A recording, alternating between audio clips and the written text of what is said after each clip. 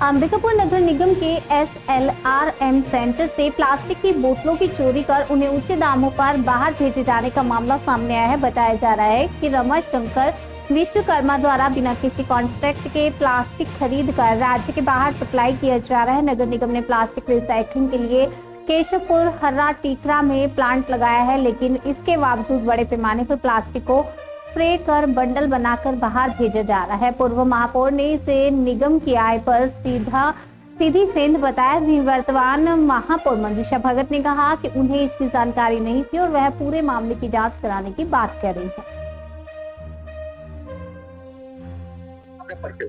Ramashankar Vishwakarma ji, plastic की खरीदी करते हैं। मैं प्लास्टिक खरीदी करता हूँ। मेरे पास लाइसेंस है, विश्वकर्मा स्क्रिप्ट के नाम से मेरे पास लाइसेंस है। मैं मैक्सिमम सेंटर का काम करता हूँ। सेंटर का पानी बोतल मेरे पास मैक्सिमम आती है।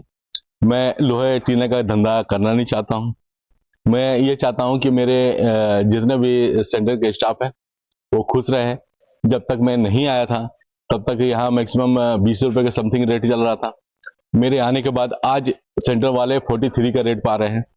तो मैं चाहता हूं कि उनका विकास हो। भाई वो दिन भर घर घर जाके काम करते हैं, वहां से माल उठाते हैं। तो मैं चाहता हूं कि अगर 43 का रेट अगर सामने वाले के पास है तो 2 महीने बाद मैं 45 का कर देता हूं। भाई मुझे 2 रुपए मिलना चाहिए, इसके बाद सामने वाले जितना कमाए खुश रहे बस। ये जो अब आप बंडल होती है, डंपिंग होती है, ये कहाँ जाती है और किस टाइप का यूज होता है? सर ये मेरा जाता है दिल्ली में एक फैक्ट्री है, भीलवाड़ा फैक्ट्री है, राजस्थान में फैक्ट्री है। मतलब मैक्सिमम मेरा माल एमिनेट में जाता है। एमिनेट की एक फैक्ट्री है जो पर डे 200 टन का काम करती है। और ये मेरा प्लास्टिक का काम नहीं है, ये है पॉलिस्टर का काम और रोड शिपिंग का काम। तो ये पॉलिस्टर का इसका सारा मेरा जाता है, रुई बनता है और रुई से फिर कपड़ा बनता है। मैं डायरेक्ट फैक्ट्री में माल बेचता हूँ। तो ये मार्केट में क्या रेट में बिक्री होगी? सर ये तो मैं अभी फिलहाल इसका रेट अच्छा है, लेकिन मार्केट में रुई बनने के बाद क्या बिकती है ये तो सर मुझे नहीं मालूम, क्योंकि वहां तक मैं नहीं जाता हूँ। क्योंकि वो कई करोड़ का प्लांट है तो वहां पास मैं नहीं जाता हूँ। प्लांट में घूम लिया हूँ, सब जाके मैं देखा हूँ। बाकी उनसे मैं डायरेक्ट ये नहीं बात करता हूँ कि भाई मैं आपका माल किस रेट में बिकता है जी। इसमें जब टर्शरी सेंटर से जो रिसाइकल हम लोग कर रहे थे, प्लास्टिक्स हो गए या अन्य चीजें भी जो हैं, तो उसमें उसके ग्रैन्यूल्स, प्लास्टिक के ग्रैन्यूल्स बना के फिर उसको हम वेंडर को बेचते थे। लेकिन ये सारी चीजों को लेने के लिए जो 145 कैटेगरीज में हम लोगों ने बांटा था, सबके अलग अलग दाम रहते थे और जो ज्यादा दाम देने को तैयार होता था वो वेंडर को हम लोग कॉन्ट्रैक्ट करते थे। किया हुआ है मैंने, तो वही वेंडर आके उन सब चीजों को टर्शरी सेंटर से ले सकता है। और अभी की स्थिति में आप ही के द्वारा बताया जा रहा है कि कोई दूसरी पार्टी है जो डायरेक्ट SLRM से लेके वो फिर दूसरी पार्टियों को सेल कर रहा है। इस बारे में आपसे ही हमें ज्ञात हुआ है।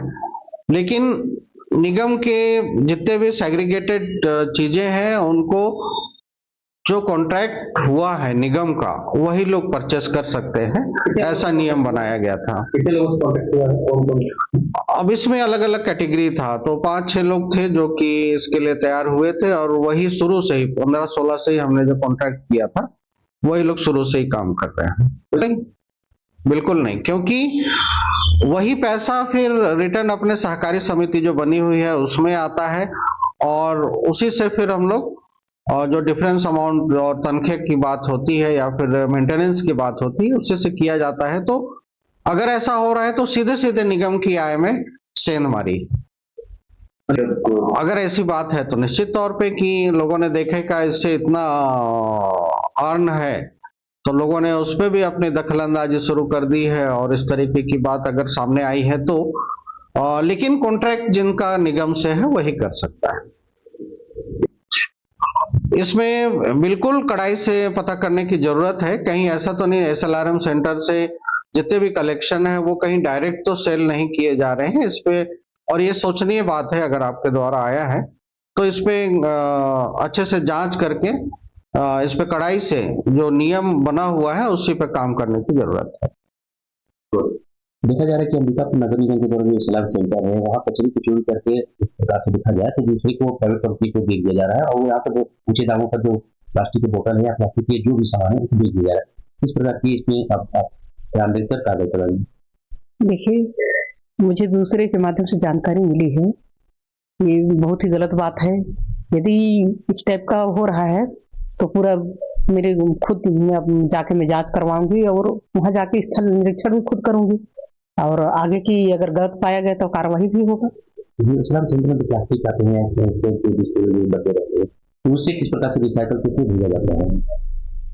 देखिए, अभी फिर से बोलना चाहूंगी, पूरा मैं जब से आई हूँ ना, वहाँ स्थल पे भी नहीं गई हूँ, निरीक्षण भी नहीं की हूँ, वहाँ देख के दोबारा आपको बताऊंगी।